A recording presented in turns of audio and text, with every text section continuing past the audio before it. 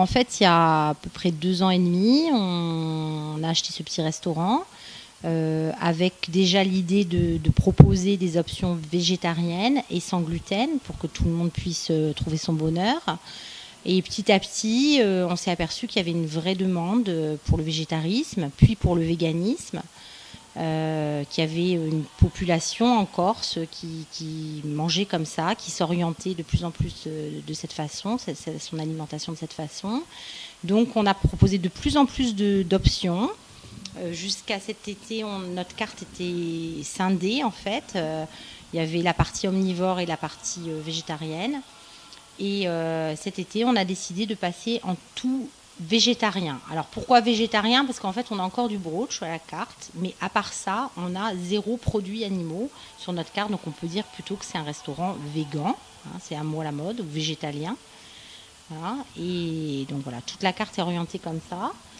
Et effectivement, c'est une cuisine qui intéresse de plus en plus de personnes, notamment des jeunes gens, hein, trentenaires, même la vingtaine.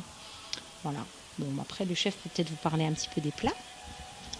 On fait aussi du sans gluten, c'est important de le dire. On fabrique notre pain qu'on vend dans des magasins. Les plats, c'est des plats que j'ai pris un peu partout, indiens, un peu africains, etc. Et que j'ai remis au goût du jour, végan, sans produits animaux dedans.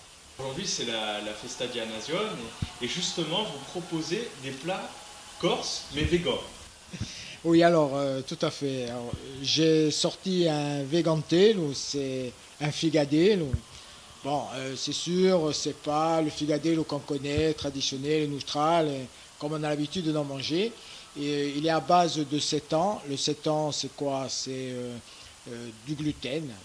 J'ai essayé toutes sortes de farines, ça n'a jamais marché. Puis avec le gluten, on a ce petit goût de vin qui ressort avec ce poivre, ces herbes qu'on met dans notre figadello neutral. Je fais aussi des œufs au plat. Il y a le blanc, le jaune, avec la texture du jaune, le goût et l'odeur de l'œuf, avec des produits qu'on a fait venir de très loin. On fait aussi la polenta, c'est de la polenta normale, puisque c'est de la farine de châtaigne, di nostro paese. Donc on peut en faire, il n'y a pas de problème. Hein. Et puis j'ai fait aussi, il y a du fromage que nous avons pris d'une personne qui vient de s'installer, qui commence à faire ses fromages sur la Corse. Nous avons un petit dessert qui sort un peu de l'ordinaire à base de noisettes et de clémentines, comme c'est la saison, on a dit pourquoi pas. Voilà, donc j'espère que ça va aller, que les gens vont être contents.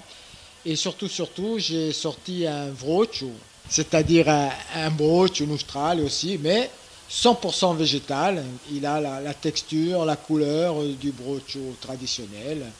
Et le goût, ma foi, je vous ferai goûter tout à l'heure et vous pourrez m'en dire des nouvelles. Alors, vous m'avez parlé de la façon dont les femmes ramènent leur mari au restaurant. Absolument. Alors c'est rigolo parce que les femmes ne disent rien à leur mari, ils les amènent, et puis ils disent comment, tu m'apportes dans un restaurant, il n'y a pas de viande, qu'est-ce qu'il y a mangia, un chenou, et puis petit à petit, une fois moi je leur propose un hamburger, pourquoi 500 grammes de pur bonheur de 7 ans. Et quand ils ont terminé, dedans il y a une véganaise, c'est-à-dire une mayonnaise sans œufs. Il y a une sauce barbecue que je fabrique aussi à base de vinaigre, d'eau, d'ail, etc. Et ça, les gens ils sont bluffés, ça leur plaît. Que je veux dire, quand on mange un hamburger 500 grammes de pur bonheur végan, on est content, on a le ventre plein, on ne demande pas autre chose.